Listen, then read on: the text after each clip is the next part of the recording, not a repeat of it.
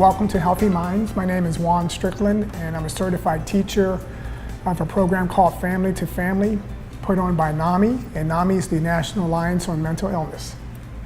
My name is LaShawn McCautry, and I am a social worker with the County of Riverside. Today we're going to talk about the fog of depression. And that word fog connotates that depression kind of impedes a person's ability to function, clouds their mind, clouds maybe their judgment. I think it's a very important description regarding depression. That's right.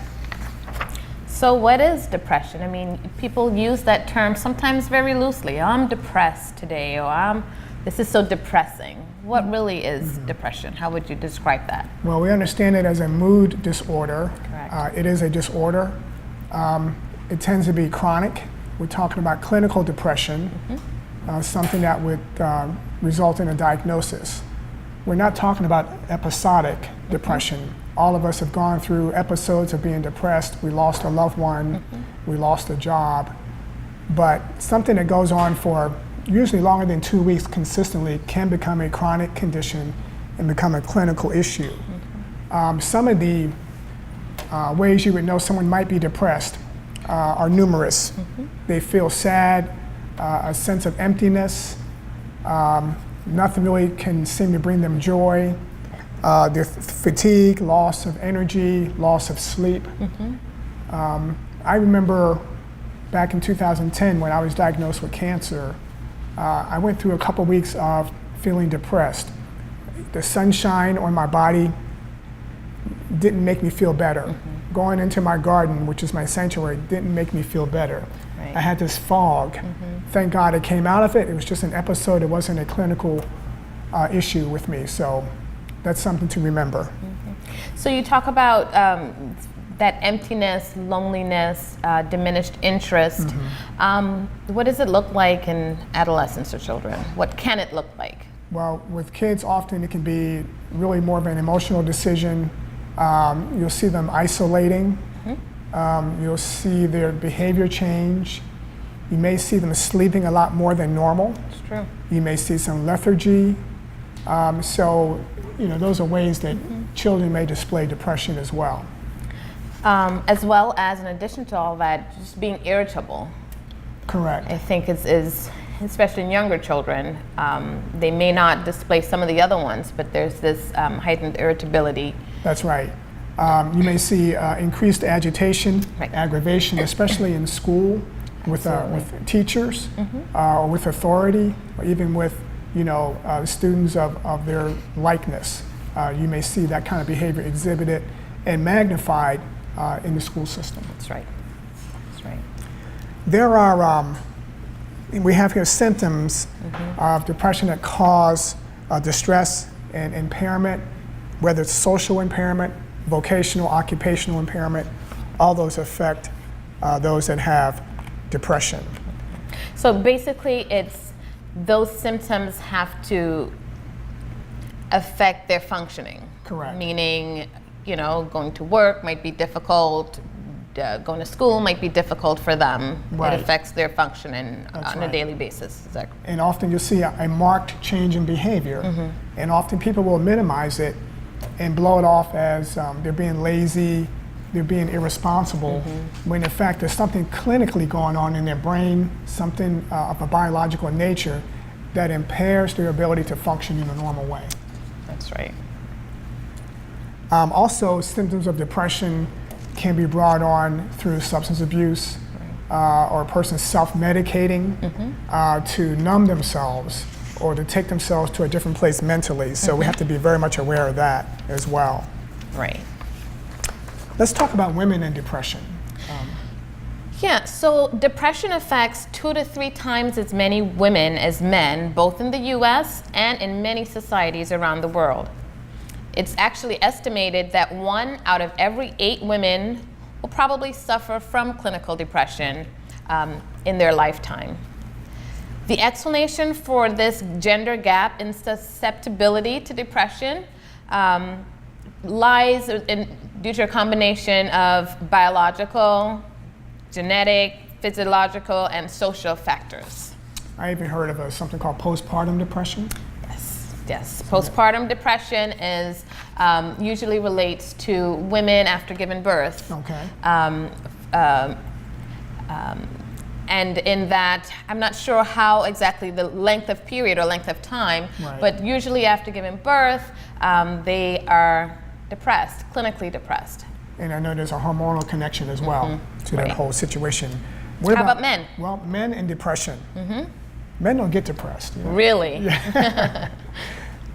Men often go into denial. Men absolutely get depressed. Often males tend to, initiate signs of anger and agitation. And in society, in just the way we are built, men are supposed to be providers and protectors. That's right. And when they're not able to function in that capacity, often there's a sense of anger that's displayed. It says that anger is a common manifestation of clinical depression in men. Men by nature are taught to be a protector, to be a provider. To be macho, right? To be macho, right? Not to show emotion. They are to be the first in line, to be the fixer of the situation or the problem solver. Yeah. That's a lot of, Pressure. yes, exactly. Absolutely. Exactly. Well, let's talk about some of the causes of depression. There's not a single cause that we can point to, but we have here trauma, either ongoing trauma or past trauma. It could have been verbal abuse, it could have been the sexual abuse, it could have been physical abuse. Genetics has a big component to play with depression. Right. Life circumstances, whether it's a marital situation, financial issues going on. One of the things I wanted to point out about the genetic component is fascinating to me, and I wanted to share this with you. This research comes from the NAMI education course that we teach every year in Family to Family. It talks about genetic research indicates that an individual's risk of developing mental illness correlates with his or her genetic relatedness to a first-degree relative. So what is a first-degree relative? Well, that could be a brother or a sister, a mother or a father. Right. But there's a baseline here with this research. So let's say there is no first-line relative that has had depression in the past in your family. There's no genetic relationship. The chances of one receiving major depression or being diagnosed with major depression is 5%. That's the risk, 5% risk. 95% risk of not getting depression. However, throw in now, my brother had depression growing up. What are my chances of getting it? My sister had it. What are my chances? In that situation, the chances triple. It goes to 15% chance of becoming depressed. Okay. What about if one of my parents had depression, clinical depression? The chances, again, jump to 15%. Wow. What about twins? What if I'm a twin and my twin has had depression? What are genetic chances of me getting depression? Believe this, 59%. Wow. So Wow. genetics plays a big factor Absolutely. in terms of cause of depression. Absolutely. Let's talk about treatment. There's medication, because we're talking about the brain and that the brain is not functioning properly. The neurons are not functioning, right? Right. The ability to manage your time, to manage your life, the ability to make smart decisions, all that's affected by depression, but medication can help bring that back to a healthy baseline. And then there's psychotherapy. Absolutely. And the combination of both is probably even That's higher. the key. Right. That's right. Combination of both, not just one without the other, but both can be pretty effective. And what it says here is that most people who adhere to both of those situations or avenues, treatment improves them substantially. Right. And there is hope for them. And that's key. There is hope. That's right, there is always hope. Yeah. And I wanted to say finally, as we summarize, here are a few things to remember in summary. Communicate with your loved ones. Don't judge them. Understand there can be many causes. There could be trauma, there could be stress, there could be a genetic component, there could be a biological component. There could be pain that they're dealing with, physical pain as well as emotional pain, and there could be substance abuse. Right. One of the things that we try to get people to really focus on is different programs for recovery, wellness, and treatment. And I can say that I have a family member that actually has been a part of all of these programs.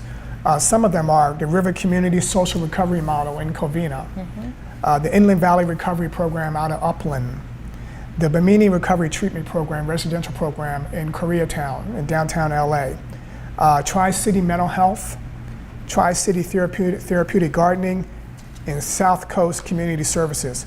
I have touched, through my family member, every one of those treatment programs, and every single one of them have been helpful over time.